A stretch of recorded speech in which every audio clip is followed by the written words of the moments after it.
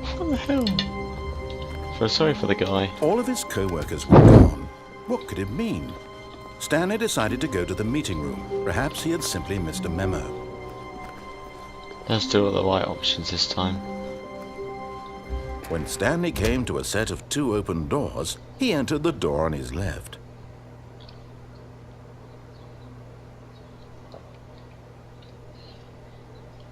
Oh, it doesn't say anything, you just stay still. Nothing? Nothing at all? No, alright then. Let's get this shit going.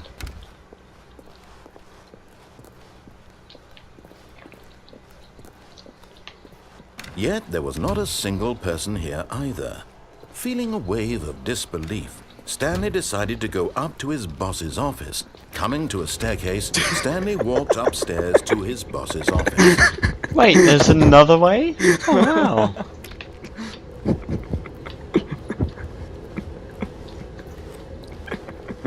But Stanley just couldn't do it. He considered the possibility of facing his boss. Admitting he had left his post during work hours, he might be... I just moved off the elevator onto the blooming catwalk, whatever. Risk? All because he believed everyone managed. His boss would think he was crazy. And then something occurred to Stanley. Maybe, he thought to himself, maybe I am crazy. All of my co-workers blinking mysteriously out of existence in a single moment for no reason at all. None of it made any logical sense. And as Stanley pondered this, he began to make other strange observations. For example, why couldn't he see his feet when he looked down? Why did doors close automatically behind him wherever he went? And for that matter, these rooms were starting to look pretty familiar. Were they simply repeating? No, Stanley said to himself, this is all too strange. This can't be real. And at last, he came to the conclusion that had been on the tip of his tongue. He just hadn't found the words for it. I'm dreaming, he yelled. This is all a dream. Oh, what a relief Stanley felt to have finally found an answer, an explanation. His co-workers weren't actually gone. He wasn't going to lose his job. He wasn't crazy after all.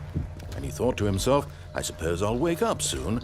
I'll have to go back to my boring real-life job pushing buttons. I may as well enjoy this while I'm still lucid. So, he imagined himself flying and began to gently float above the ground. Then he imagined himself soaring through space on a magical starfield, and it too appeared. It was so much fun, and Stanley marveled that he had still not woken up. How was he remaining so lucid? And then perhaps the strangest question of them all entered Stanley's head. One he was amazed he hadn't asked himself sooner. Why is there a voice in my head dictating everything that I'm doing and thinking? Now the voice was describing itself being considered by Stanley, who found it particularly strange. I'm dreaming about a voice describing me, thinking about how it's describing my thoughts, he thought. And while he thought it all very odd and wondered if this voice spoke to all people in their dreams, the truth was that, of course, this was not a dream. How could it be? Was Stanley simply deceiving himself, believing that if he's asleep, he doesn't have to take responsibility for himself? Stanley is as awake right now as he's ever been in his life. Now, hearing the voice speak these words was quite a shock to Stanley. After all, he knew for certain, beyond a doubt, that this was in fact a dream. Did the voice not see him float and make the magical stars just a moment ago? How else would the voice explain all that? This voice was a part of himself too. Surely, if he could just... He would prove it. He would prove that he was in control, that this was a dream. So he closed his eyes gently, and he invited himself to wake up. He felt the cool weight of the blanket on his skin, the press of the mattress on his back, the fresh air of a world outside this one. Let me wake up, he thought to himself. I'm through with this dream. I wish it to be over. Let me go back to my job. Let me continue pushing the buttons. Please, it's all I want. I want my apartment, and my wife, and my job. All I want is my life exactly the way it's always been. My life is normal. I am normal. Everything will be fine. I am okay.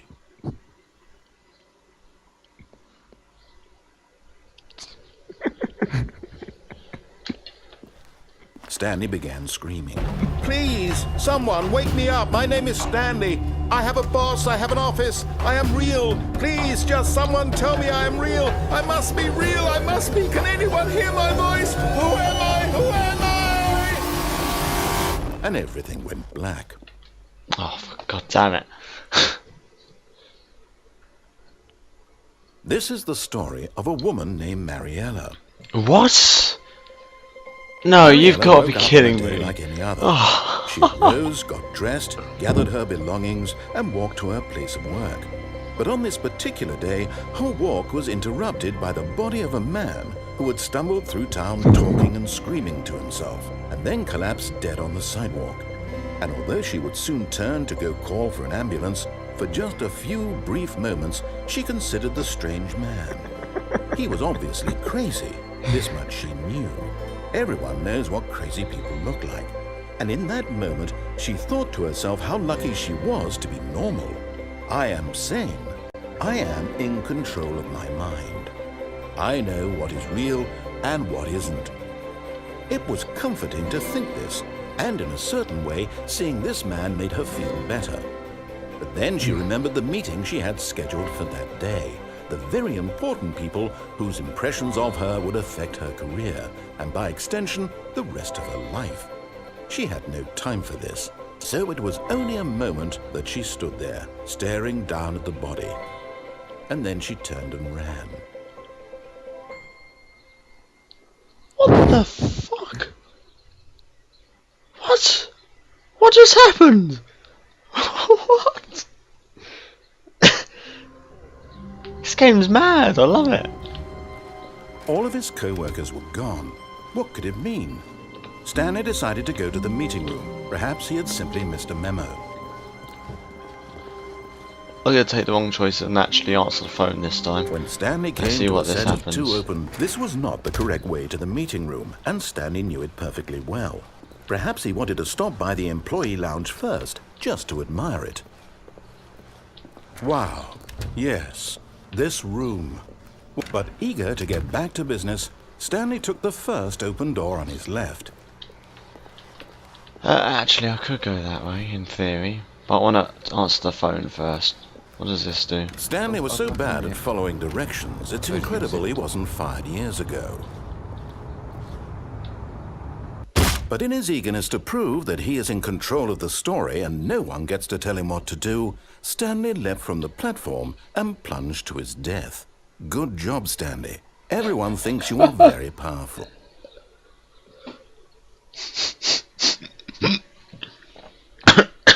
I like that one. Thank you very much.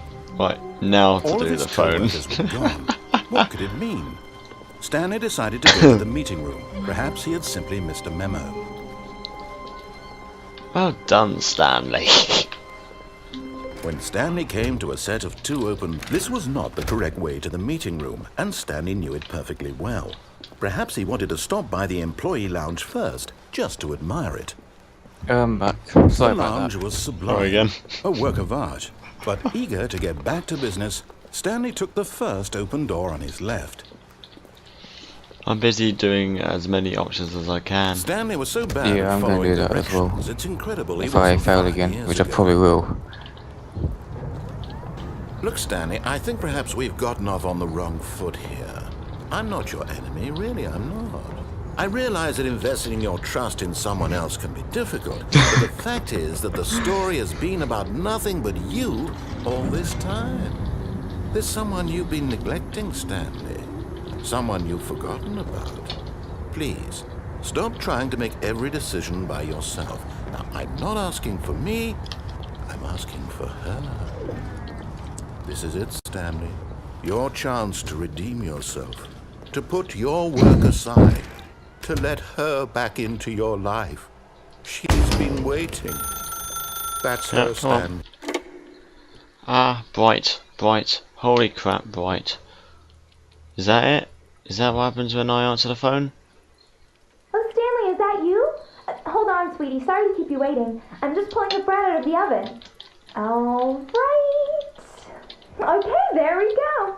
All right, now, I want you to come in and tell me all about your day.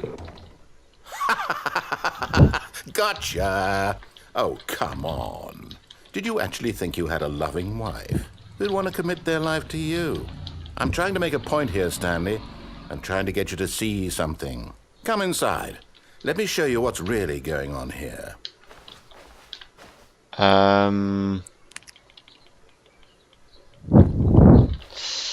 Nah, bugger it. Sorry, but you're in my story now. Oh, really? Want to bet? God damn it, I can't go that way.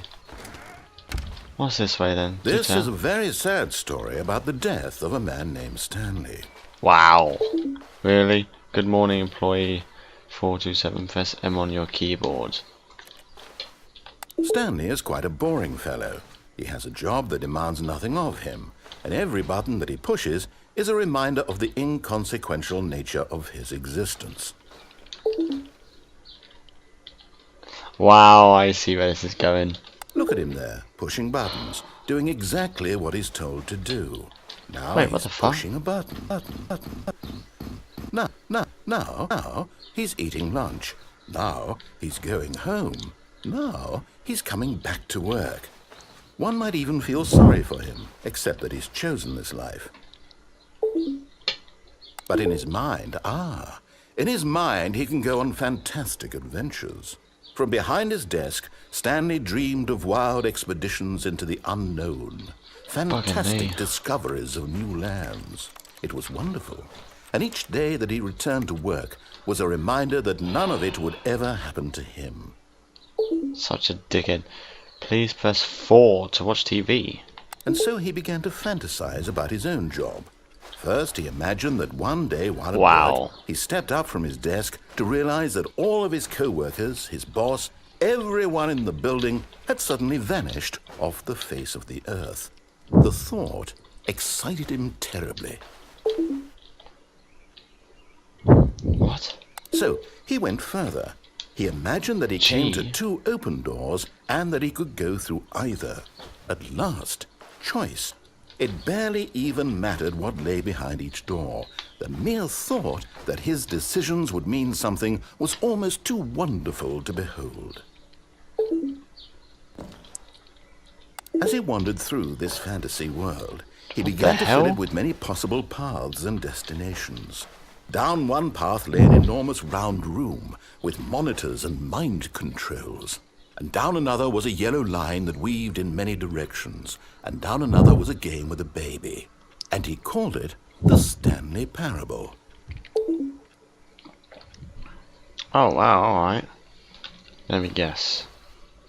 It was such a wonderful fantasy, and so in his head he relived it again, and then again, and again, over and over, wishing beyond hope that it would never end, that he might always feel this free. Surely there's an answer down some new path, mustn't there be? Perhaps if he played just one more time. There is no answer. How could there possibly be? In reality, all he's doing is pushing the same buttons he always has. Nothing has changed. The longer he spends here, the more invested he gets, the more he forgets which life is the real one. And I'm trying to tell him this, that in this world he can never be anything but an observer, that as long as he remains here, he's slowly killing himself. But he won't listen to me. He won't stop. Here, watch this. Stanley, the next time the screen asks you to push a button, do not do it.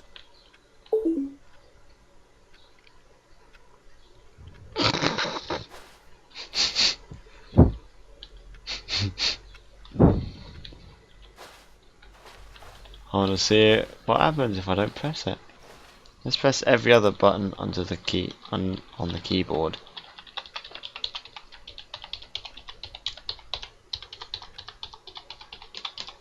Really? Oh, I don't have a choice. No. Oh, come on. Yeah, I found out as well. Damn it. You see? Go on then. Can he just not hear me? How can I tell him in a way that he'll understand that every second he remains here, he's electing to kill himself? Wow. How can I get him to see what I see? How can I make him look at himself? Press L to question nothing. Really? I suppose I can't. Not in the way I want him to. But I don't make the rules. I simply play to my intended purpose, the same as Stanley. We're not so different, I suppose. I'll try once more to convey all this to him. I'm compelled to. I must. Perhaps, well, maybe this time he'll see. Maybe this time. And I tried again, and Stanley pushed a button. And I tried again, and Stanley pushed a button. And I... Oh. So the words please die. Right, of course. Son of a bitch.